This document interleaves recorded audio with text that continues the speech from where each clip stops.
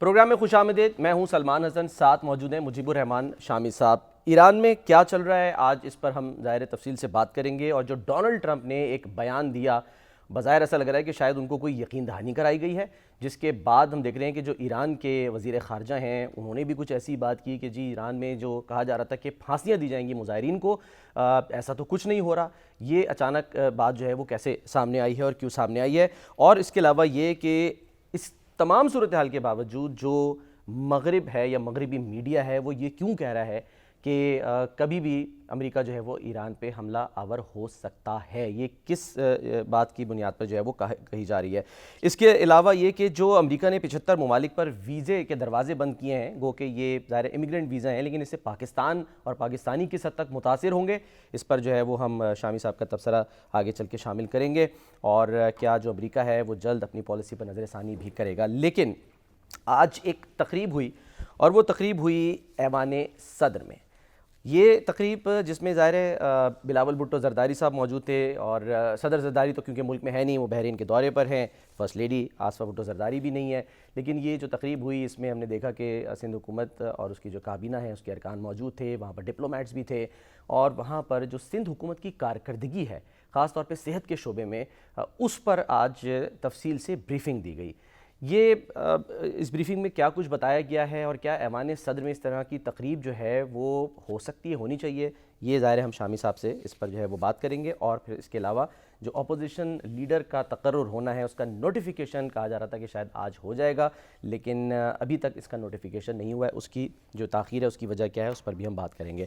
شامی صاحب سر، تقریب جو ہے وہ ہوتی ہے ایوان صدر میں، تو لوگ سوال کرتے ہیں، ذہنوں میں آتا ہے کہ ایوان صدر کیوں؟ یعنی کہ یہ تو ایک حکومت کی بات ہو رہی ہے، سندھ حکومت کی، یا وہاں پر ظاہر پیپلز پارٹی جو ہے وہ براجمان ہے، تو پھر اس کے لیے ایوان صدر کو جو ہے وہ کیوں چنا گیا؟ یہ تو ان کی مرضی ہے. اچھا، انہوں نے درخواست کی ہوگی صدر صاحب سے. دیکھیں یہ جو ایکٹیویٹی ہے یہ سندھ حکومت کی ہے نا. سندھ حکومت کے وزراء موجود تھے، بلاول بھٹو موجود تھے، اور اس کی کارکردگی انہوں نے دکھائی ہے. یہ پیپلز پارٹی کا اجلاس تو نہیں تھا. اچھا، ہاں، تو اس لیے اگر سندھ حکومت جو ہے انہوں نے سمجھا کہ ایوان صدر میں ہم بریف کر دیں، غیر ملکی جو ہے مہمان ہیں، سفیر تھے، دوسرے لوگ تھے، اچھا، ڈپلومیٹس تھے، تو میرے خیال کو مذاقہ تو اس میں نہیں ہے. ہاں، اگر سیاسی ایکٹیویٹی ہوتی، کنونشن ہوتا پیپلز پارٹی کا، تو پھر اور بات تھی. اور اسی طرح اگر صدر کو حق حاصل ہے، اجازت دے دی انہوں نے. اور سندھ جو ہے ایک صوبہ ہے پاکستان کا، فیڈریٹنگ یونٹ ہے، تو انہوں نے وہاں اگر بریف کر دیا اپنی کارکردگی کے حوالے سے، تو میرا خیال اس میں تو کوئی مذاقہ نہیں ہے، کیونکہ اس میں کوئی ایسی سیاسی گفتگو تو نہیں ہوئی. اچھا، چلیں مہر بخاری صاحبہ ہمارے ساتھ موجود ہیں، وہ بھی اس تقریب میں تھیں وہاں پر، تو ان سے بھی ذرا پوچھ لیتے ہیں. السلام علیکم مہر صاحبہ. جی السلام علیکم، کیا حال ہے سلمان؟ اللہ کا شکر ہے. شامی صاحب بھی موجود کیسا ہیں. کیسی السلام رہی علیکم شامی جناب؟ صاحب. وعلیکم السلام. تو پیپلز پارٹی کی جو پرفارمنس ہے اور سندھ حکومت کی جو پرفارمنس ہے، اس پر پھر آپ نے ان کو تحسین کے ڈونگرے برسا دیے، ان پر کوئی اطمینان ہوا؟ میں تو شامی صاحب اگر آپ اجازت دیں بسد احترام، مجھے ذرا سا یہ بڑا اچھا لگا سوال سلمان کا، جو شروع میں انہوں نے پوچھا کہ یہ ایوان صدر میں ہی کیوں. یہ بات تو دیکھیں ٹیکنیکلی اور کتابی طور پہ تو بالکل صحیح ہے سلمان کی. پریزیڈنٹ ہوتا تو وفاق کی علامت ہے، اور پارلیمانی ڈیموکریسی میں جب ایک وزیر اعظم ہو، کیبنٹ ہو، ہیڈ آف گورنمنٹ ہو، تو ایک ہیڈ آف اسٹیٹ کی طور پہ تو پریزیڈنٹ تو فیڈریشن کی نمائندگی کرتا ہے نا. لیکن ہمارے ملک میں ایسے بدقسمتی سے کبھی رہا نہیں ہے. تو میں یہ بات سنتے ہوئے جیسی سلمان نے بات کی نا، میرے ذہن میں ٹو بی ویری فیئر دو باتیں آئی ہیں. ایک تو زرداری صاحب جو پہلے ٹائم صدر بنے تھے بہت ایکٹیو تھے، بڑے پولیٹیکلی ایکٹیو تھے، بہت زیادہ میٹنگز چیئر کرتے تھے، آپ کو یاد ہو تو. پیپلز پارٹی جی جی، وہ تو پھر لاہور ہائی کورٹ میں چیلنج بھی ہو گیا تھا نا. بالکل، دیکھا نا شامی صاحب، آپ پہنچ جاتے ہیں بات تک. تو وہ چیلنج بھی ہوا تھا اور ان لوگوں نے جواب دیا تھا کہ بھئی ہم سیاسی ہیں، ہم کیسے نہ کریں. تو مسئلہ یہ ہے کہ اب تو خیر اللہ نہیں، مگر ہائی کورٹ نے ان کی بات سے اتفاق نہیں کیا تھا. ان کو ہدایت دی تھی کہ یہاں پولیٹیکل ایکٹیویٹی نہیں ہونی چاہیے کسی پارٹی. بالکل ایسا ہی ہے سر، مگر اب تو دیکھیں وہ اتنے ایکٹیو نہیں ہے جتنے پہلے تھے بحیثیت پہلی ٹرم. اب تو بلاول نے ہوسٹ کیا، مگر یہ بات ٹیکنیکلی تو درست ہے سر. کرنا تو پھر سندھ ہاؤس میں بھی کر سکتے تھے، کراچی بھی انوائٹ کر سکتے تھے. سی ایم ہاؤس بلا لیتے, مگر آئی گیس پریزیڈنسی میں انوائٹ کریں تو زیادہ لوگ بھی آتے ہیں, زیادہ اس کے اندر فرصت بھی ہوتی ہے بات کی. مگر دیکھیں ٹیکنیکلی ہمارے یہاں تو کبھی بھی ایوان صدر بدقسمتی سے پیورلی بائی پارٹیزن اور اے پولیٹیکل نہیں رہا نا. عارف الوی صاحب نے بھی ادھر بالکل الحمدللہ صدر بن کے پورا دور گزارا. ہمارا ایوان صدر جو ہے وہ تو یعنی اس کے اندر تو بہت کچھ ہوتا رہا ہے. یہ تک آ گیا کہ آرڈیننس فیکٹری ہے باقاعدہ, یہ بھی کہا گیا. آپ ابھی دیکھیں زیادہ دور کی بات نہیں ہے, ابھی عمران خان اور باجوہ صاحب کی میٹنگ کرا رہے تھے عارف الوی ایوان صدر میں, اور خود ہی باہر کمرے سے چلے جاتے تھے. تو صدر جس نے ہوسٹ کیا ہوا تھا اسی کو کمرے سے نکال دیا جاتا تھا. پھر اس کے بعد ووٹ آف نو کانفیڈنس میں بھی دھڑ سے ایک دم کنسیڈ کر دیا, سائن کر دیا. تو آف کورس یہ ہر بدقسمتی سے دیکھیں نا, ادھر آپ کو جرمنی, اٹلی, انڈیا کی طرح پریزیڈنٹ لارجلی سیریمونیل اور کنونشنلی نان پولیٹیکل نہیں دیکھیں گے. ہم زیادہ تر ویکر ڈیموکریسیز کے اندر پریزیڈنٹس ڈو ایکٹ پولیٹیکلی, اور ہم بدقسمتی سے اسی کیٹیگری میں آتے ہیں نا. فرانس اور آسٹریا کی کیٹیگریز میں آتے تو نہیں ہے جدھر کانسٹیٹیوشنلی پاورفل پریزیڈنٹس ہوں. مگر یہاں کیونکہ سندھ حکومت کی کارکردگی پر انہوں نے بریف کیا ہے نا, تو اس کو آپ پولیٹیکل ایکٹیویٹی تو نہیں کہہ سکتے نا. ایک یعنی کل کو کوئی بھی حکومت چاہے پنجاب کی ہو, کے پی کی ہو, وہ کہہ سکتی ہے کہ ہمیں ایوان صدر دے دے. اگر ایوان صدر ہاں ان کو اجازت دے دے تو کر سکتے ہیں. اجازت کے بغیر کیا, بالکل بلکہ میں ادھر اجازت لینی بیٹھی پڑے سوچ بھی رہی تھی کہ اگر مریم چاہیں تو وہ کر سکیں گی, یا ادھر سہیل افریدی چاہے تو اس کو اجازت ملے گی ادھر تقریب کرنے کی. دیکھیں بات یہ ہے کہ یہ زرداری صاحب کی خواہش بھی شریک ہونی چاہیے نا. اب یہ ہے جناب 50% ان کا اگر دونوں کا اتفاق ہو جائے تو پھر تو ٹھیک ہے, پھر تقریب ہو سکتی ہے. یہی بات ہے. آج ایکچولی بلاول صاحب نے اپنی بڑی طویل ان کی پریزنٹیشن تھی, 2.5 گھنٹے پر مبنی. انہوں نے آغاز ہی اس نقطے سے کیا کہ ہمیشہ ہمارا ایک تاثر برہم منفی جاتا ہے کہ یہ گلاس ہاف فل نہیں ہے, ہاف ایمٹی ہے. تو میں آج آپ کو ثابت کرنا چاہوں گا کہ یہ گلاس ہاف فل ہے. تو آپ ذرا ہمارے کام دیکھیں. مگر آپ کو پتہ ہے پیپلز پارٹی کی کیونکہ گورنمنٹ ہیویلی کرٹیسائز رہی ہے سندھ کے اندر, کیونکہ کنٹینیوسلی ایک حکمرانی ہم نے 2008 آنورڈز بھی دیکھی ہے. لانگ اسٹینڈنگ اسٹرکچرل پرابلمز ہیں جو ہم دیکھتے ہیں کہ even though being in power Peoples Party in short term constraints کے طور پر یہ لانگ ٹرم اسٹرکچرل ایشوز کو نہیں ہینڈل کر سکی. مگر آج انہوں نے بڑا تفصیلی بریک ڈاؤن دیا, from health to infrastructure to education, تمام تر ایشوز کے اوپر بات کی. ایگریکلچر اور کسانوں کے لیے کیا کر رہے ہیں, اور پھر فلڈز کا بڑا ڈیٹیل میں بتایا کہ کتنا نقصان ہوا تھا اور کس طرح پبلک پرائیویٹ پارٹنرشپ کی جو بنیاد سندھ نے رکھی ہے وہ مثالی ہے پورے پاکستان میں. مہر جتنی بھی تنقید ہوتی رہے پیپلز پارٹی پہ ظاہر ہوتی ہے, اور خاص طور پہ کراچی میں تو بہت زیادہ ہوتی ہے, لیکن اس کے باوجود ان کا تو یہ پوائنٹ آف ویو ہوتا ہے. وہ کہتے ہیں دیکھیں ووٹ تو ہمیں دے رہے ہیں نا عوام, ہماری کارکردگی ہے تو ہمیں ووٹ مل رہا ہے. دیکھیں یہ ایک بڑا ڈسپیوٹیبل پرابلم بن جاتی ہے. دیکھیں 2018 کے اندر بہت سے ووٹ پی ٹی آئی کو مل گئے جو اس کے نہیں بنتے تھے. اس دفعہ بہت سے اس کے تھے جو اس کو نہیں ملے, دیگر لوگوں کو مل گئے. تو کراچی کے اندر اور دیگر آپ کو پتہ ہے سندھ کے اندر, اندرون سندھ میں ایک تو نیچرلی ایک بھٹو سے محبت بھی بہت ہے, مگر ادھر ایک اتنی پاورٹی ہے اور اتنا زیادہ ایک جکڑا ہوا نظام ہے کہ واقعی بات درست ہے کہ شاید دیگر آپشنز کی طرف لوگ جاتے ہی نہیں ہیں. مگر مور دین 15 ایئرز ان پاور کے بعد تو سوال تو آج بھی وہی ہے نا جو 15-20 سال پہلے تھے کہ ٹوٹا ہوا اربن انفراسٹرکچر ہے, پانی ملتا نہیں ہے, پبلک ہیلتھ کیئر اور ایجوکیشن کمزور ہے, گاربیج اور سینیٹیشن کرائسس کتنا ہے ادھر. آپ نے پوچھا نہیں ان سے سر؟ سوال جواب کا موقع نہیں ملا. 2.5 گھنٹے کی صرف ایک طویل پریزنٹیشن تھی جدھر انہوں نے جو اچیو کیا ہے 2008 آنورڈز اس کو وہ بتایا ہے کہ ہم نے کیا کیا اچیو کیا ہے. مگر ایجوکیشن میں اور ہیلتھ میں تو کئی چیزیں انہوں نے بہتر کی ہیں. یعنی آپ پھر یہ بھی کہا کہ پورے پاکستان سے لوگوں کا علاج ہوتا ہے مفت. یعنی آپ جو یعنی ٹرانسپلانٹ ہوتا ہے, جگر لیور ٹرانسپلانٹ جو ہوتا ہے, دل کے امراض کا علاج ہوتا ہے, اور کتنے پھر ایجوکیشن پہ بھی پیسے زیادہ لگائے ہیں. لیکن اور پھر 21 لاکھ مکان تعمیر کر رہے ہیں دیہی علاقوں میں, 7.5 لاکھ وہ کہتے ہیں کہ مکمل ہو چکے ہیں, تعمیر ہو چکے ہیں. مگر یہ سب کے باوجود میرا خیال ہے کراچی ان کا ایک کمزور معاملہ ہے. جب تک کراچی درست نہیں ہوگا اس وقت تک کوئی سندھ حکومت جو ہے اس کا چہرہ جو ہے وہ خوشنما نہیں ہو سکے گا. جی آپ نے درست فرمایا ہے. NICVD ہو, SIUT ہو, یہ دیگر چائلڈ لائف ان کے جو پروجیکٹس ہیں ایکچولی ہیلتھ کیئر میں بہت کام کیا ہے سندھ حکومت نے, یہ بات درست ہے. اور وہ اسٹیٹسٹکلی بھی بتا رہے تھے, نہ صرف سندھ سے بلکہ ملک کے ہر صوبے سے لوگ آتے ہیں علاج کرانے. اور مفت علاج ہوتا ہے.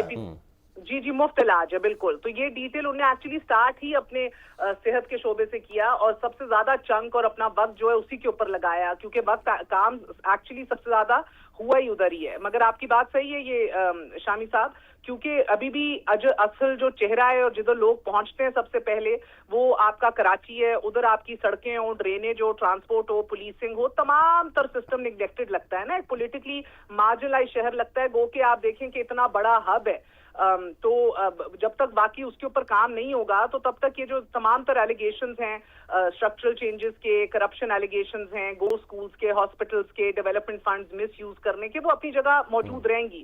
بٹ میں آپ کو صحیح بات بتاؤں, مجھے ایکچولی بحیثیت ایک صحافی I appreciated the initiative he took. You know why? Because I think it is high time کہ یہ واقعی گورننس کے اوپر فوکس کیا جائے. ایک ریٹرک سے, پولیٹیکل ریٹرک سے ہٹ کے نا تمام وزرائے اعلیٰ, تمام جماعتیں جو ہیں زیادہ سینٹرک ہو جائیں کہ جناب ہم نے ڈیلیوری کیا کی ہے, ہم نے کیا کیا بنایا ہے, کتنے اسکول بنائے ہیں, کتنے ہم نے ٹیچر اسٹوڈنٹ ریشیو کو کیسے امپروو کیا ہے, کتنے ہم نے اپنے میڈیکل یونٹس کو بہتر کیا ہے, کتنے بیڈز ڈالے ہیں مزید, کیا کیا کیے. You know the conversation needs to be on governance. یعنی کمپٹیشن ظاہر آپ کہہ رہے ہیں بڑھے گا تو ظاہر فائدہ تو آخر میں عوام کا ہی ہوگا. آپ کی موجودگی کا فائدہ اٹھاتے ہوئے مہر یہ بتائیے کہ ایک تو ظاہر کہا جا رہا تھا آج نوٹیفیکیشن ہو جائے گا اپوزیشن لیڈر کا, یہ ایک پہلا ایک کہا جا رہا ہے کہ ایک شاید سٹیپ ہے بات چیت کی طرف, لیٹس سی کہ اس پہ کیا آتا ہے. لیکن جو حکومت اور پیپلز پارٹی میں بعض معاملات کو لے کے چپکلے, چاہے وہ درختوں کو کاٹنے کا معاملہ ہو یا پھر ہم دیکھ رہے ہیں کہ بعض ایسے آرڈیننسز جو بغیر صدر کے دستخط کے جاری ہوئے اس پر جو ہے وہ کچھ آپس میں معاملات ہوئے, تو یہ کس طرف آپ کو جاتا دکھائی دے رہا معاملہ, یا نہیں یہ ٹھیک ہے یہ کہ یہ چلتا رہتا ہے یہ سب کچھ, یہ چھوٹی موٹی نوک جھونک؟ دیکھیں اب آپ نے سلمان یہ بات پوچھی نا لیڈر آف اپوزیشن کی بھی, آپ جناب دیکھیں ہمارا تو الحمدللہ ادھر اسپیکر بھی بائی پارٹیزن نہیں ہے نا, ہونا تو اسپیکر, ڈیپوٹی اسپیکر بھی غیر سیاسی ہونا چاہیے تھا. ان کی ایما کے اوپر ہے نوٹیفیکیشن کریں, کرتے ہی نہیں ہے. اب وہ آپ دیکھیں کتنی دستور تبدیل کرنے والی ادھر آئین سازی اور لیجسلیشن ہو گئی ہے, مگر الحمدللہ آپ کا لیڈر آف اپوزیشن ہی نہیں تھا, نہ نیشنل اسمبلی میں, نہ سینٹ میں, ان کی غیر موجودگی میں کام ہو گئے. تو ادھر تو سر نہ صدر ہے نہ اسپیکر ہے, کوئی بھی غیر سیاسی نہیں ہے. مگر چلیں یہ بات ہوگی. باقی آج آپ کے سوال کا جواب آپ کو اس میں بھی ملے گا کہ بلاول نے ایک دفعہ نہیں, دو دفعہ نہیں, بیشتر بار آج شہباز شریف صاحب کی تعریف کی اور ان کا شکریہ ادا کیا. تو یہ نوک جھونک چلتے رہیں گے. پیپلز پارٹی نون لیگ ساتھ ہی چلے گی, اسی طرح چلے گی. اور یہ آپ کے پی ٹی آئی کا بھی جو مستقبل ہے, مقدر ہے, بدقسمتی سے that is also writing on the wall, وہ بھی ابھی اسی طرح ہی چلنا ہے. I don't see any other big changes. آپ کا لیڈر آف اپوزیشن ہو جائے گا notify, but they no big changes you going to see. ٹھیک. اور میثاق جمہوریت کا آپ کو کوئی مستقبل دکھائی دے رہا ہے, لگتا ہے جو آپ کہہ رہی ہیں کہ یہ ایسے ہی معاملہ جو ہے وہ اسٹیٹس کو کا شکار رہے گا؟ سر اس کی ضرورت نہیں ہے نا. آخری بار جو میثاق جمہوریت کی ضرورت تھی تو دونوں لیڈران جلا وطن تھے, ملک سے باہر تھے, سائیڈ لائن ہوئے ہوئے تھے, دیوار سے لگائے ہوئے تھے. ان کی سیاسی بقا اس میثاق سے جڑی ہوئی تھی اور اکٹھے ہونے سے جڑی ہوئی تھی. آج ضرورت نہیں ہے نا, نہ پیپلز پارٹی کو ہے, نہ مسلم لیگ نون کو ہے. ایک سسٹم چل رہا ہے, بہترین طور پہ چل رہا ہے. جس کو ضرورت ہے ان کا لیڈر جو ہے وہ جو بیانات اندر سے دیتا ہے, یہ باہر والے اس کا بوجھ نہیں اٹھا سکتے, اس کو ہضم نہیں کر سکتے. تو یہ ضرورت آج سسٹم کی ہے ہی نہیں. باقی وہ الگ ایک ڈیبیٹ ہے کہ پہلے والے میثاق جمہوریت کا بڑا دھوم سے جنازہ نکلا تھا اور اس کے ساتھ کیا پی پی پی نون لیگ نے, but it is not a political necessity today. So I really don't think that anybody is going to be working on this right now, because ایک political stability جس کی اشد ضرورت ہے even for economic betterment اور stability, وہ ابھی بھی اس حقیقت کو جانتے بوجھتے ہوئے بھی نا سسٹم کو ضرورت ہے نہیں ابھی پی ٹی آئی کو آن بورڈ لانے کی. ٹھیک ہے مہر, بہت بہت شکریہ آپ کا, آپ ہمارے ساتھ موجود تھیں. تو شامی صاحب, اپوزیشن لیڈر کے تقرر کے معاملے پر سلمان اکرم راجہ صاحب, میں چاہ رہا ہوں ذرا سنیں وہ کیا فرما رہے اور پھر اس پہ آپ ضرور تبصرہ کیجیے. دکھائیے جی. جو لوگ اس وقت پاکستان کے نظام پر مسلط ہیں, حاوی ہیں, ان کو بیٹھنا چاہیے پاکستان کی عوام کی حقیقی نمائندوں کے ساتھ کہ ہم مکالمہ کریں پاکستان کی عوام سے. تو لائے عمل ہمارا یہی ہے, اور تاریخ اپنا فیصلہ خود کرتی ہے، پاکستان کی عوام اپنا فیصلہ کرے گی۔ ہوش مندی کا تقاضا یہ ہے کہ پاکستان کے عوام کے ساتھ مکالمہ کیا جائے۔ ہم بالکل نہیں چاہتے کہ اس ملک میں کوئی ایسا واقعہ ہو یا ایک ایسا سما ہو جہاں ہماری معاشی ترقی جو ہے اس کو نقصان پہنچے۔ اب ہم سمجھتے ہیں کہ محمود خان اچکزئی صاحب کو قومی اسمبلی میں اپوزیشن لیڈر فوراً مقرر کر دیا جانا چاہیے، اسپیکر صاحب کی جانب سے یہ نوٹیفیکیشن جاری ہو جانا چاہیے، کوئی اور کاغذات نامزدگی داخل نہیں ہوئے۔ مکالمہ کرنا ہوگا شامی صاحب وہ کہہ رہے ہیں، لیکن پہل دونوں طرف سے بھی دکھائی نہیں بات یہ ہے کہ سلمان اکرم راجہ اس تلخی سے نکلے نہیں ہے ابھی جو انتخاب کے دوران ہوئی نا۔ اچھا 8 فروری کے 8 فروری کے، اچھا، کیونکہ جب وہ بات کرتے ہیں نا تو وہ ذرا دھونس سے بات کرتے ہیں، اور بالکل پہلے یعنی ایک اس سے بات ان کی گفتگو کا جو انداز ہے اس میں تھوڑی سی ان کو تبدیلی کرنی چاہیے اگر وہ چاہتے ہیں کہ مذاکرات ہو۔ جیسے بیرسٹر گوہر کا جیسے لہجہ لب و لہجہ ہوتا لہجے میں تھوڑی تبدیلی کر لیں، تھوڑی سی سمجھ لیں جیسے عدالت میں پیش ہو رہے ہیں وہاں بھی تو مٹھاس پیدا کر لیتے ہیں نا۔ تو مگر بہرحال بات یہ ہے کہ اب اپوزیشن لیڈر تو مقرر ہو جائیں گے، لیکن بات چیت کا معاملہ تو ایسا ہی ہے کہ پلیٹیں کھنک رہی ہیں اور کھانا نہیں آتا۔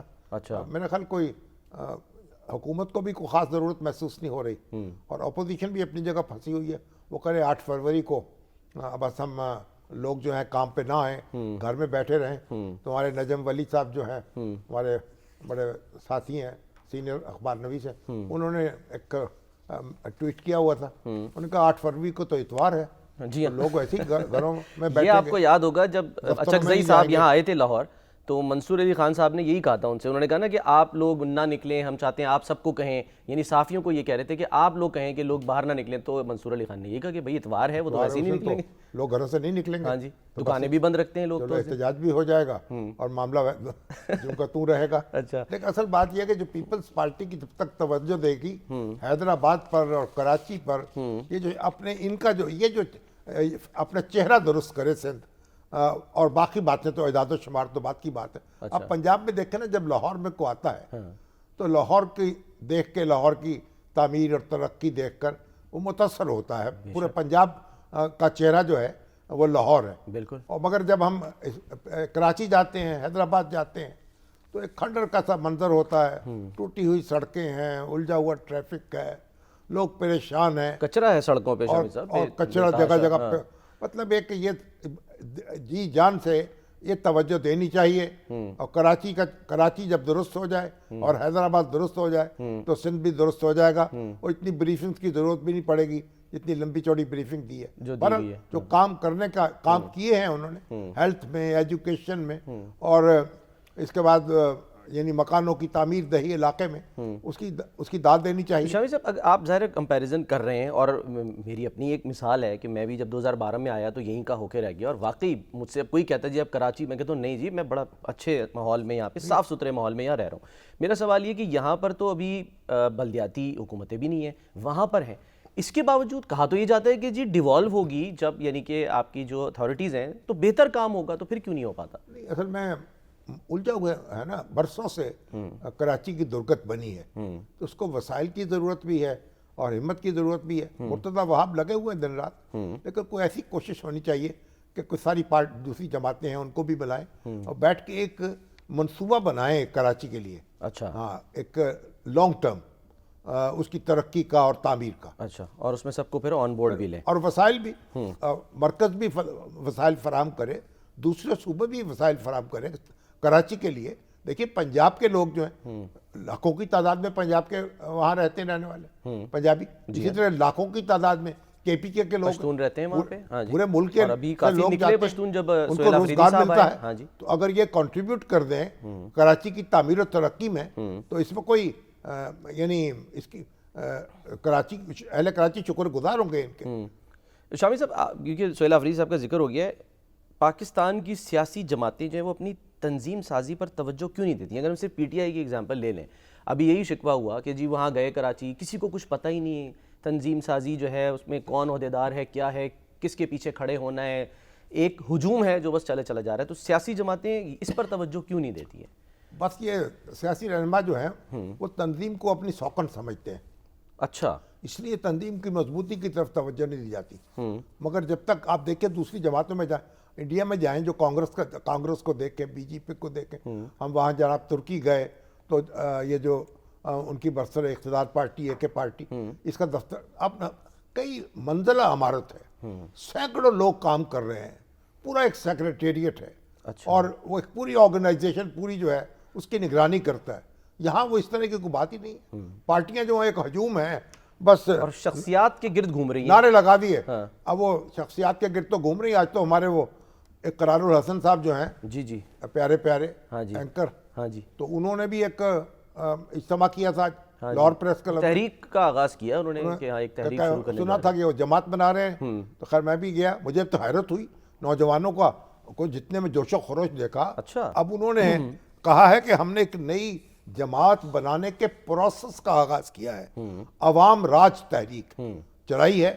اب لوگوں کو انوالو کریں گے, ان کو اپنے ساتھ ملائیں گے, پھر وہ اپنی آرگنائزیشن بنائیں گے, پھر الیکٹڈ ایک سٹرکچر کھڑا ہوگا. اور اس طرح جھنڈا جو ہے آج انہوں نے اپنی تحریک کا, وہ بھی ترکی کے جھنڈے سے مشابہ ہے, لال رنگ ہے اور اس میں چاند ستارہ ہے. ہاں جی, لیکن میں نے ان سے پوچھا تھا, یہ سوال کیا تھا کہ کیا یہی آگے چل کے پارٹی کا پرچم بھی بنے گا, تو انہوں نے کہا نہیں, یہ جو پارٹی کے لوگ ہوں گے وہ فیصلہ کریں گے. کہ بہرحال ان کا خیال ہے کہ ہم نے ایک نئی سیاسی جماعت بنانے کے پروسیس کا آغاز کر دیا ہے, کہ ہم کوئی یعنی شخصیات کے گرد نہیں گھومیں گے, اور ہم اپنے نظریات کے گرد اور لوگوں کو اکٹھا کریں گے, اور پھر لوگ اپنی پارٹی خود بنائیں گے. لیکن شامی صاحب ماضی میں ظاہر ہے جب خان صاحب آ رہے تھے وہ بھی دعوے تو بہت کیے تھے کہ ہم جو ہے وہ اب خان صاحب آئے جب, اس وقت پھر انہوں نے یہی نعرہ لگایا تھا, تو اور لوگ اکٹھے بھی کیے, ان سے ملے بھی, بہت بڑی پارٹی بنائی, اس میں تو کچھ شبہ نہیں. اب یہ نوجوان محسوس کر رہے ہیں کہ یہ خلا پیدا ہو چکا ہے کہ اگر پی ٹی آئی بھی ان کی توقع پہ پوری نہیں اتری. بہرحال آپ دیکھتے ہیں, مگر یہ ہے کہ آج کا اجتماع ایک امپریسو اجتماع تھا. ہاں, اور اب تو یہ بھی اعلان کیا کہ میں نہ وزیر اعظم بنوں گا, کوئی عہدہ نہیں سرکاری عہدہ لوں گا. ہاں جی, اب دیکھتے ہیں یہ تو جیسے وہ بانی ایم کیو ایم کہا کرتے تھے کہ وہ کوئی عہدہ جو ہے وہ اپنے پاس نہیں رکھیں گے, بس وہ تو لوگوں کو لے کر آئیں گے آگے. بالاتر ہو گئے نا, ان کو عہدے کی ضرورت بھی نہیں تھی. اور جب عمران خان صاحب جب آئے تھے تو ایک بہت بڑا پریس کانفرنس انہوں نے کی تھی یہاں لاہوری کے ہالیڈے ان میں, اور عالمی پریس موجود تھا, بہت کیمرے اور لوگ ہی لوگ. اس میں انہوں نے جو تحریک انصاف بنائی تھی تو یہ کہا تھا کہ تحریک انصاف میں ہر پارٹی کے لوگ شامل ہو سکیں گے. یہ تحریک انصاف ہوگی, یعنی ایک جماعت نہیں ہوگی. 2018 کے الیکشن کے بعد تو یہی ہوا تھا نا سر, جہاز اڑا تھا, لوگ آگے تھے, جب انہوں نے بنائی تھی اس وقت کی بات. تو پھر یہ تحریک انصاف جو ہے تحریک کی ہوگی وہ, اور اس میں الیکشن میں حصہ نہیں لے گی برائے. صحیح ہے, ٹھیک. لیکن پھر انہوں نے فیصلہ کیا, اس وقت تو ہم لوگ بھی ان کے ساتھ تھے, جب انہوں نے فیصلہ کیا کہ ہم نے الیکشن بھی لڑنا ہے اور سیاسی جماعت بنا دینی ہے, تو پھر ہم لوگ خاموش ہو گئے. تو بہرحال بڑے جوش و جذبے کے ساتھ انہوں نے آغاز کیا, بڑی کامیابی بھی ملی, لوگ بھی جڑے ان کے ساتھ لاکھوں کی تعداد میں, اور آج بھی ایک بڑی سیاسی قوت ہے پی ٹی آئی.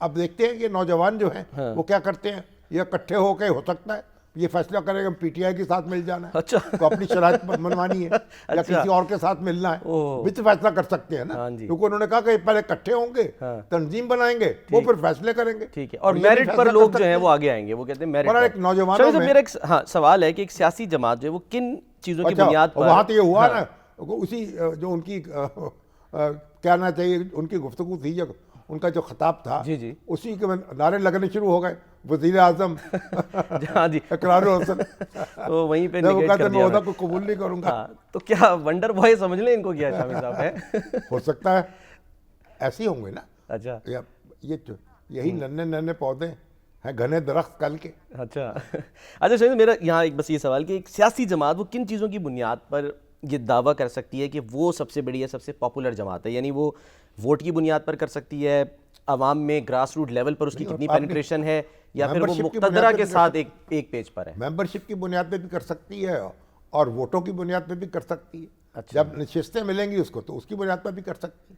تو اس وقت جو پی ٹی آئی ہے, یعنی اسمبلیوں میں اگر آپ دیکھیں تو وہ ایک سنگل لارجسٹ پارٹی تو ہے نا وہ. جی ہاں, اس کے حریف جو ہیں وہ مل کے یعنی بھاری پڑے ہیں نا اس پہ. انہوں نے ایک کولیشن بنائی ہے, ایک अलग तनहा पार्टी के तौर पर तो पीटीआई एक सब से बड़ी जमात है, ठीक है, लेकिन जब वो मिले हैं तो मिल के वो उस पर भारी पड़ गए। सही है। लेकिन शामिद साहब, कंटिजेंसी प्लान या बैकअप प्लान जो है वो क्यों ख़ास तौर पे पीटीआई में हमें नज़र नहीं आया? जैसे हमने माजी में देखा, पाबंदी लगती है नवाज शरीफ साहब पे तो एक ऑल्टरनेट क़यादत सामने आ जाती है ताकि संभाले। ये किस बात का डर या खौफ है कि नहीं जी कि बाकी के बाहर के लोगों को वो पावर नहीं देना चाहते, खान साहब सब कुछ अपने हाथ में रखना चाहते हैं?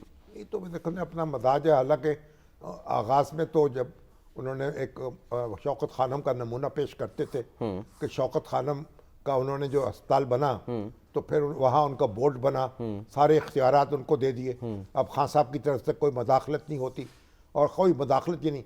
खान साहब अगर चाहे किसी मरीज़ को दाखिल करना है आउट ऑफ टर्न जाके वो दाखिल नहीं करा सकते थे। जी हाँ, तो और ये नमूना पेश किया जाता था जी हाँ, कि ये होती है गवर्नेंस। सही। और ये उन्होंने यानी सारा कुछ जो है अस्पताल की इंतजामिया पे छोड़ दिया, कोई इंटरफेरेंस नहीं है। ठीक। लेकिन जब हुकूमत संभाली है तो फिर वो उस मायार की गवर्नेंस जो है उसका नमूना पेश नहीं कर सकते। इलेक्टेबल्स को भी लाना पड़ गया लेकिन सारा बहरहाल कुछ। ठीक है, प्रोसेस होता है, ठीक है। उसमें आप गलतियां करते भी हैं, ठीक। उनसे सीखते भी हैं, फिर आगे बढ़ते हैं। ठीक है, हम भी आगे बढ़ेंगे सर, लेकिन ईरान के मसले पे बात करेंगे। एक ब्रेक लेते हैं, ब्रेक के बाद वापस आते हैं।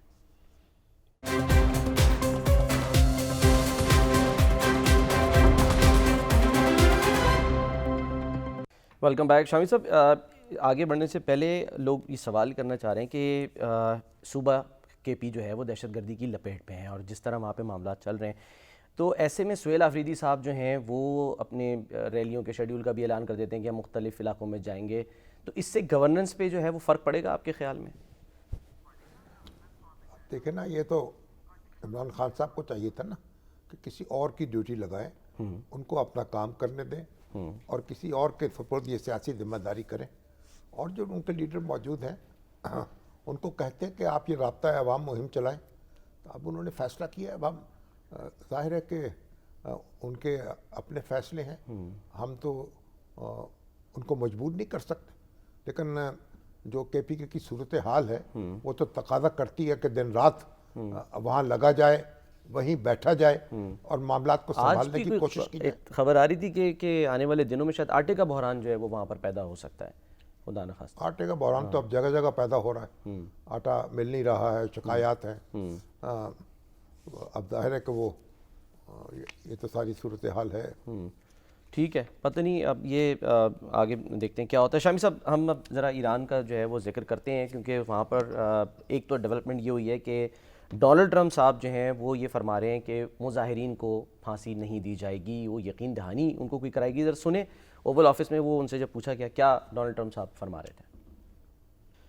ईरान के वज़ीर ख़ारजा अब्बास इराक़ची साहब ने भी फॉक्स न्यूज़ को इंटरव्यू दिया, उसमें उन्होंने बताया कि जी ईरान में लोगों को फांसी देने का सवाल ही पैदा नहीं होता, और वो कह रहे हैं कि ये भी वेस्टर्न मीडिया की तरफ से खबरें फैलाई जा रही थी। कल जिसका हम जिक्र कर रहे थे कि वो इरफान सुल्तानी साहब जिनको पकड़ा हुआ है, 26 साल नौजवान को फांसी नहीं दी गई उन्हें।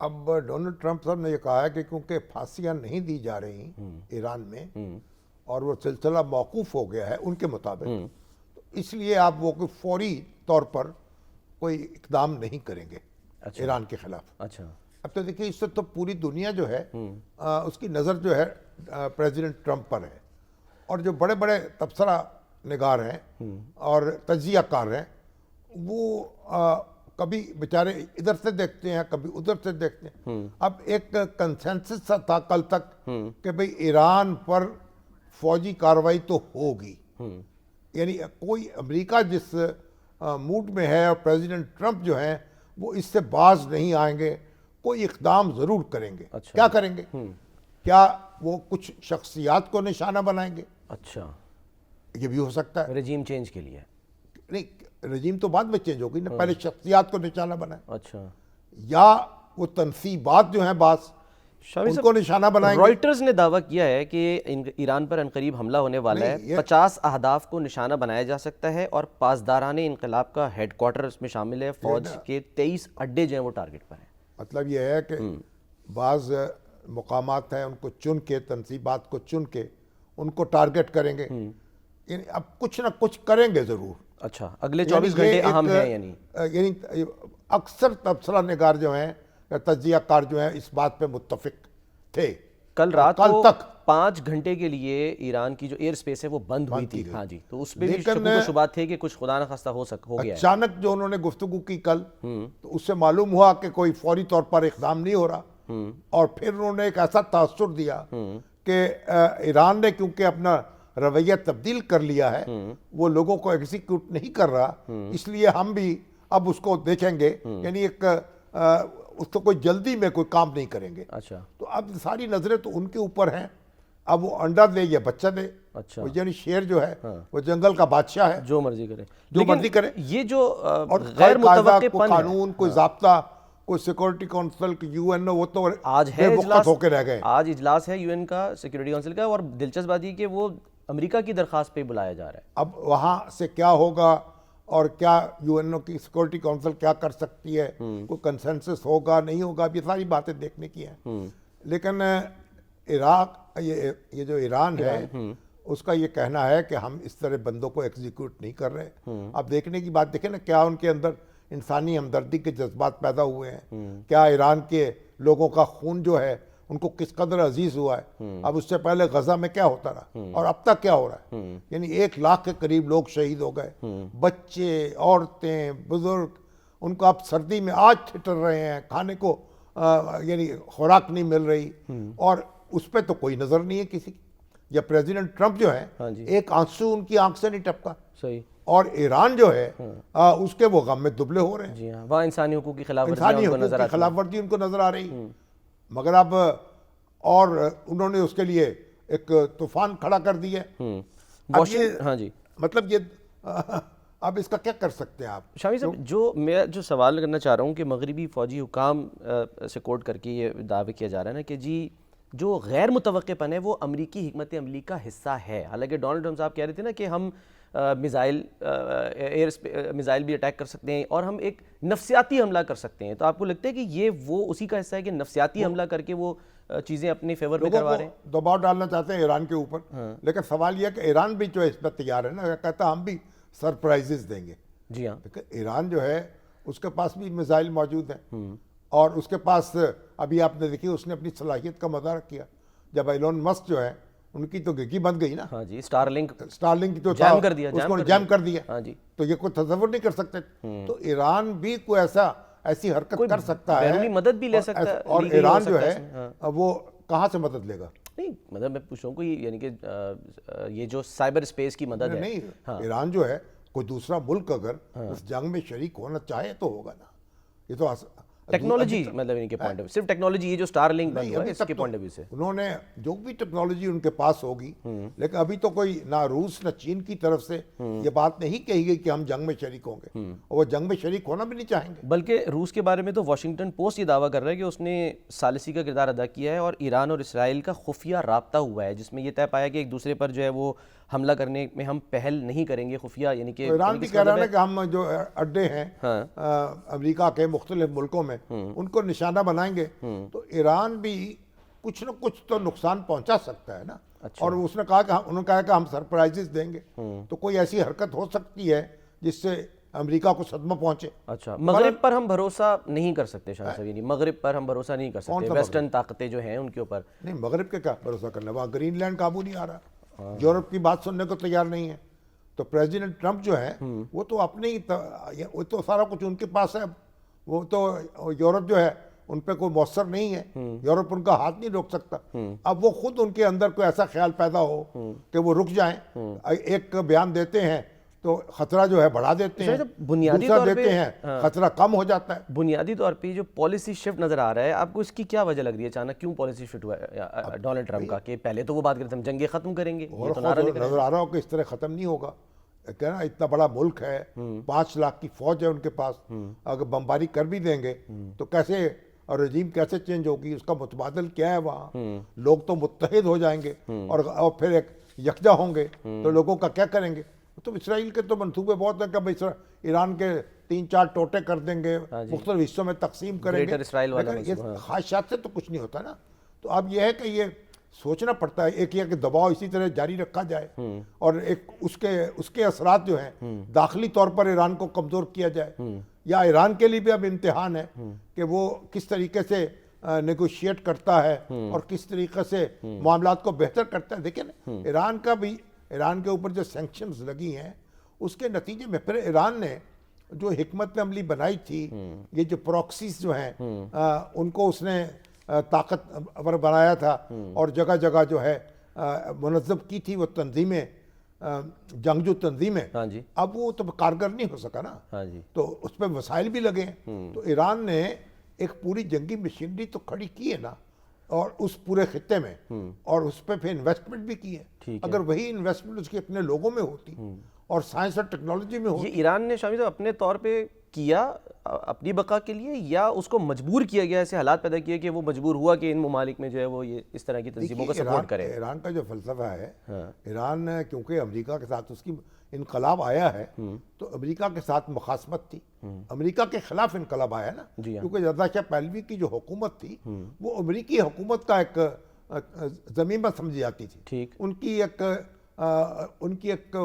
کٹ پتلی حکومت تھی ان کے نزدیک، علماء کے نزدیک، اور ان کے نزدیک بغاوت ہوئی تو پھر اسرائیل اور امریکہ دونوں اس کے نشانے پر تھے ان کے، اور انہی کو وہ دشمن قرار دیتے تھے، انہی کا مقابلہ کرنے کی تیاری کرتے رہے، اور امریکہ بھی ان کو ساتھ وہی سلوک کرتا رہا. ان کے اثاثے منجمد ہوئے، ان کے اوپر سینکشنز لگیں اور ان کی اکانومی جو ہے اس کو نقصان پہنچا. تو یہ اب یہ جنگ جاری تھی. اب وہ جنگ جو ہے اس میں بالآخر یہ ہوا ہے کہ ایران کی اکانومی اس سے بہت متاثر ہو گئی. تو اب اس کو ایک نئی حکمت عملی تو بنانی پڑے گی. اب نئی حکمت عملی جو ہے پریزیڈنٹ ٹرمپ جیسے شخص کے ساتھ کوئی بنائی جا سکتی ہے یا نہیں، کیونکہ وہ کہتے ہیں ہم ڈکٹیشن نہیں لیں گے. ایران کہتا ہے ہم بات چیت کریں گے. وہ بات چیت کرنے کو تیار ہے، ڈکٹیشن لینے کو تیار نہیں. بالکل. ترکیہ بھی اب یہی کہہ رہا ہے، وہ کہہ رہے ہیں کہ حملے کی ظاہر اس نے مخالفت کر دی ہے. اور شامی صاحب ایک خط سوشل میڈیا پہ جو ہے وہ سامنے آیا، یہ جو ہمارے معمر قذافی ہیں لیبیا کے، ان کی بیٹی عائشہ کا ایرانی عوام کے نام ایک پیغام ہے جس میں انہوں نے کہا ہے کہ یہ آپ ایران کے قابل فخر اور غیرت مند عوام کو میں خبردار کرتی ہوں کہ مغربی سامراج کی میٹھی میٹھی باتوں اور نعروں پر یقین نہ کریں. یہ وہی لوگ ہیں جنہوں نے میرے والد سے کہا تھا اگر آپ اپنے جوہری اور میزائل پروگرام کو بند کر دیں تو دنیا کے دروازے آپ پر کھل جائیں گے. میرے والد نے خیر سگالی اور بات چیت پر یقین کے ساتھ مفاہمت کا دروازہ کھولا، لیکن ہم نے دیکھا کہ کس طرح نیٹو کی بمباری نے لیبیا کو خاک اور خون میں لتھڑا ہوا سمندر بنا دیا. اب ایک اس وقت دو حصوں میں بٹا ہوا ہے. کس طرح انہوں نے ہمارے لوگوں کو غلامی، غربت اور بے گھر ہونے کی طرف دھکیل دیا. اور ایران کے بھائیوں، آپ کی مزاحمت، آپ کا فخر اور پابندیاں اور میڈیا کے پابندیوں اور میڈیا کے جھوٹ اور معاشی حملوں کے خلاف آپ کا عزم آپ کی قومی زندگی اور وقار کی نشانیاں ہیں. اور سامراجیوں کے ساتھ مفاہمت کے ذریعے تباہی، تقسیم اور درد کے سوا کچھ حاصل نہیں کیا جا سکتا. بھیڑیے کے ساتھ گفت و شنید بھیڑوں کو نہیں بچاتی، وہ صرف اگلے کھانے کا تعین کرتی ہیں. ہم نے ایسی قوموں اور ممالک کو دیکھا ہے جنہوں نے مزاحمت کی، جیسے Cuba, Venezuela, D P R کے، فلسطین. انہوں نے عوام کے دلوں میں جگہ بنائی اور عزت کے ساتھ تاریخ لکھی، اور ہم نے دیکھا کہ جھکنے والے کیسے خاک بسر ہوئے، راکھ میں غائب ہو گئے. محبت اور یکجہتی کے ساتھ عائشہ قذافی، اب جس کا حوالہ دیا نا انہوں نے، وینزویلا، فلسطین، وہاں کیا ہو رہا ہے؟ وینزویلا جو ہے اس کی مزاحمت کی، اس پہ قبضہ کر لیا، صدر کو اٹھا کے لے آئے. اب دیکھیں کیوبا کی طرف نظریں لگا کے بیٹھے ہیں. اب فلسطین جس طرح خون اور خاک میں نظر آ رہا. تو بات تو یہ ہے کہ یہ جو بڑی عالمی طاقتیں ہیں، خاص امریکہ جو ہے، اب یہ کہنا مشکل ہے کہ آپ اس سے لڑ کے اور کچھ حاصل کر لیں گے. سوال شامی صاحب یہ ہے نا کہ یہ ظاہر ہے معمر قذافی کی صاحبزادی، اگر یہ ظاہر ہے جو سوشل میڈیا پہ ظاہر یہ آ رہا ہے خط، اب ڈونلڈ ٹرمپ صاحب نے تو سب کو ساتھ ہی ملا لیا نا. 19 ان کے یہاں پر بیسز ہیں، ٹھیک ہے نا، مشرق وسطیٰ میں. ظاہر ہے کہ امریکہ، وہ لوگ اس نتیجے پہ پہنچے ہوئے ہیں کہ ہم امریکہ سے نہیں لڑ سکتے. اچھا، اس لیے ہمیں اس کے ساتھ رہ کے اپنا تحفظ کرنا ہے. تو پھر یہ کیا کہنا اس سے اپنے آپ کو بچانا ہے. اچھا یہ کیا کہنا چاہ رہی ہیں پھر ایران کی عوام سے؟ یہ جو کہہ رہی ہیں ان کا کہنا ہے کہ آپ ان کی مزاحمت کر کے اپنے آپ کو بچا سکتے، مگر معلوم ہوا کہ مزاحمت کر کے بھی نہیں آپ بچا سکتے۔ بالکل دھوکہ، یعنی کہ پھر اس کا مطلب دھوکہ ہے نا پھر تو اس لیے جو مشرق وسطیٰ کے اکثر ممالک ہیں وہ اسی لیے امریکہ کے ساتھ وہ بنا کے رکھتے ہیں تاکہ ان کا مطلب یہ ہے کہ امریکہ کے شر سے محفوظ رہیں اور اپنے آپ کو اس سے بچا کے رکھیں اور اس کے ساتھ کیوں مزاحمت نہیں کر سکتے۔ اچھا، اور امریکہ جو ہے اس وقت آپ دیکھ لیجئے مزاحمت کرنے کے لیے تو کوئی بھی تیار نہیں نا امریکہ کے ساتھ، تو اس لیے بہتر یہ ہے کہ حالات کو اس رخ پر نہ جانے دیا جائے، اس حد تک نہ اس میں یعنی آگ بھری جائے کہ بھئی جنگ تک نوبت آ جائے۔ ایک سافٹ پریشر جو ہے وہ برداشت بھی کیا جا سکتا ہے اور وہ دوسرے پہ ڈالا بھی جا سکتا ہے۔ اب ڈونلڈ ٹرمپ جیسے صدر آ گئے ہیں، ان کی تو وہ تو ایک سماوی شخصیت ہیں، اب ان کا کبھی ارادہ کچھ ہوتا ہے کبھی کچھ ہوتا ہے، جب تو ہماری امریکہ کا انٹرنل سسٹم جو ہے وہ بے بس ہو گیا ان کے سامنے۔ اچھا شامی صاحب، جب یہ پاکستان کے اور ظاہر جنگ کے بعد امریکہ کے تعلقات اچھے ہوئے اور ملاقاتیں ہوئیں، فیلڈ مارشل صاحب گئے، شہباز شریف صاحب ملاقاتیں، لنچ پہ ملنا، سب کچھ، تو یہ کہا گیا کہ جی اب انشاءاللہ سب کچھ اچھا ہوگا، لیکن پھر خبر آتی ہے کہ جی 75 ممالک پر جو ہے وہ امیگرینٹ ویزے کا پروسیس ہی جو ہے وہ انہوں نے اس کا دروازہ بند کر دیا ہے، جس میں پاکستان بھی شامل ہے اور بھی ملک ہیں، بنگلہ دیش ہے، بھوٹان ہے اور کافی سارے ظاہر ممالک ہیں۔ تو لوگ سوال یہ کر رہے ہیں کہ بھئی پاکستان کیوں، ہم تو سمجھ رہے تھے کہ ہمارے تعلقات اچھے ہو گئے اور ہم گڈ بکس میں ہیں امریکہ کی، پھر ایسا پہلے کیوں تو ہوا؟ یہ سمجھے نا کہ یہ جو امیگرینٹ ویزا ہے اگر اس کا پروسیس انہوں نے ختم کیا ہے یا معطل کیا ہے، ہاں جی ایگزیکٹلی، معطل کیا ہے، تو یہ کوئی بہت بڑی قیامت برپا نہیں ہو گئی، اچھا یعنی کوئی آپ کے اوپر کوئی ایسا نہیں ہوا کوئی سینکشن لگ گئی ہے۔ ٹھیک ہے، اب وہاں ان کا کہنا اپنا ایک انٹرنل سسٹم ہے، وہ کہتے ہیں کہ جو یہاں سے لوگ آتے ہیں وہ امریکن معیشت پہ بوجھ بن جاتے ہیں کہ کوئی ان کے پاس یہاں کوئی وسائل نہیں ہوتے اپنے آپ کو سنبھالنے کے، تو لوگ ان کو بلا لیتے ہیں اپنے عزیز و اقارب کو، اور یہ شادی کرتے ہیں، بیویاں بلا لیتے ہیں۔ اچھا اس کو انہوں نے معطل کیا ہے، لیکن ہمارے جو محکمہ خارجہ نے کہا ہے جی ہاں، کہ ان سے ہمارا رابطہ ہے ہاں جی، اور بات چیت جاری ہے، اور کوشش یہ ہے کہ بات چیت کے ذریعے سے اس مسئلے جو ہے اس میں نظر ثانی ہو اور جو سیاحتی کاروباری تعلیمی ویزے ہیں وہ تو یعنی کہ کھلے ہیں، اور دوسرا اس میں بھی وہ یہ کہہ رہے ہیں کہ درخواستیں نہیں دی جا سکتی ہیں، پروسیس رکے، ویزا ایشو نہیں ہوگا، درخواستیں آپ دیں، انٹرویوز بھی آپ کے ہوں گے۔ بات چیت ان سے محکمہ خارجہ کہہ رہا ہے کہ وہ شروع کریں گے، جی ہاں، اور ان کو کنونس کرنے کی کوشش کریں گے کہ بھئی آپ اس پہ نظر ثانی کر لیں، وگرنہ یہ کہ وہ فیصلہ تو کر دیا ہے، لیکن کوئی ایسا میں نہیں سمجھتا کہ ایک ہمیں تھوڑا صدمہ تو پہنچا ہے، لیکن کوئی اتنا ہاہاکار کی ضرورت نہیں ہے، کوئی پاکستان پہ اوپر کوئی سینکشن نہیں لگ گئی جس سے ہمیں کوئی پریشان ہونا چاہیے۔ لیکن جو وہ یہ بات کر رہے ہیں کہ یہ بوجھ بنتے ہیں، شامی صاحب جو آپ نے کہا اس میں سب سے آگے تو بھوٹان ہے، ٹھیک ہے، 81% اس کے لوگ جاتے ہیں، چین کے لوگ بھی، جی ہاں، دوسرے لوگ بھی ہیں، ان کی آمدن اتنی ہوتی نہیں، چلے جاتے ہیں وہاں۔ پاکستانی امیگرینٹس کی جو امداد لینے کی شرح ہے شامی صاحب وہ 40% ہے، یعنی 40% ہم یہ کہہ لیں جو پاکستانی وہاں جاتے ہیں وہ سوشل سیکیورٹی پر ڈیپینڈنٹ ہوتے ہیں، تو اسی طرح وہ کہہ رہے ہیں کہ جی آپ خود کفیل ہوں، بوجھ نہ بنے، یعنی کہ بات چیت جاری ہے ان سے، اس کا کوئی راستہ نکلے گا، ہمیں امید رکھنی چاہیے۔ لیٹس سی، امید پہ دنیا جو ہے وہ قائم ہے۔ اچھا جی شامی صاحب، ایک آج جو ہے وہ آسان خدمت مرکز کا افتتاح کیا ہے، اور میں ابھی جاننے کی بھی کوشش کر رہا تھا، یہ آذربائیجان میں یہ خدمت مراکز ہوتے ہیں جس کا یہاں پر افتتاح کیا گیا، اور بتایا جا رہا ہے کہ اس کا تحفہ ہے یہ، اور اس میں آسانیاں پیدا کرنے کے لیے جو ہے سسٹم کے اندر آج وہاں پر ایک وفد بھی آیا ہوا تھا آذربائیجان سے، جو کہ ظاہر پریزیڈنٹ کر رہا تھا اس تمام صورتحال کو، تو یہ شہباز شریف صاحب کی ظاہر کاوش ہے، کوشش ہے، اور وہ یہ کہہ رہے ہیں کہ NADRA, excise and taxation, C D A, Sui gas اور دیگر محکموں سے متعلق جو خدمات ہیں وہ فراہم کی جائیں گی، تو یہ ہم خاطر جمع رکھیں کہ سسٹم ہمارے یہاں پتہ نہیں کون بنا رہے، لیکن وہاں سے ہم کم از کم سیکھ کے سسٹم جو ہے وہ بہتر کر سکتے ہیں۔ چلیے جہاں سے بھی سیکھنا پڑے اس میں تو کوئی حرج نہیں ہے نا، تو سسٹم تو وہاں بہتر ہونا چاہیے۔ یہاں بھی کئی چیزیں ڈیجیٹلائز ہو رہی ہیں تاکہ لوگ جو ہیں ان کو دفتروں میں جانا ہی نہ پڑے، وہ اپنی درخواست دیں، خودکار طریقے سے ان کے کام ہو جائیں۔ لیکن میں تو سمجھتا ہوں کہ ایک اور مرکز بھی قائم کرنا چاہیے۔ اب دن رات لوگ کالیں کرتے ہیں، کسی کا بچے کو کینسر ہو گیا، کسی کو لیور ٹرانسپلانٹ کی ضرورت ہے، کسی کو کیمو تھراپی چاہیے، کسی کو، اب وہ کوئی، اور میں پرسانے حال کوئی نہیں ہوتا، کہاں جائے، تو کوئی ایسا نظام بھی ہونا چاہیے، ایسے مرکز بھی ہوں کہ جہاں ایسی بیماریاں لاحق ہیں ان لوگ ان سے رابطے کریں, پھر حکومت ان کی امداد کرے یا ان کے بندوبست کرے ان کے علاج کا.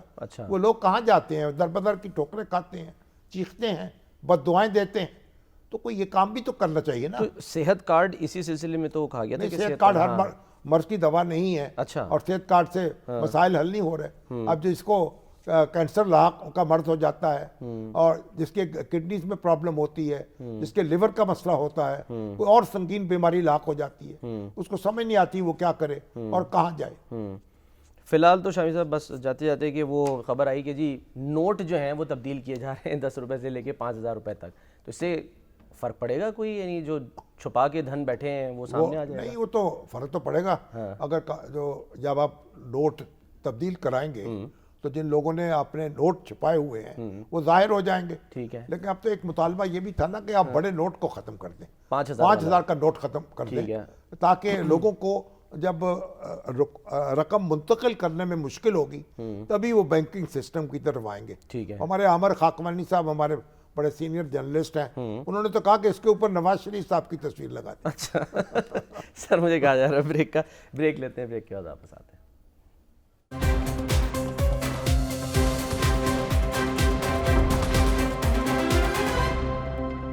پروگرام کا وقت ختم ہوتا ہے, ناظرین اپنا خیال رکھیے, اللہ حافظ.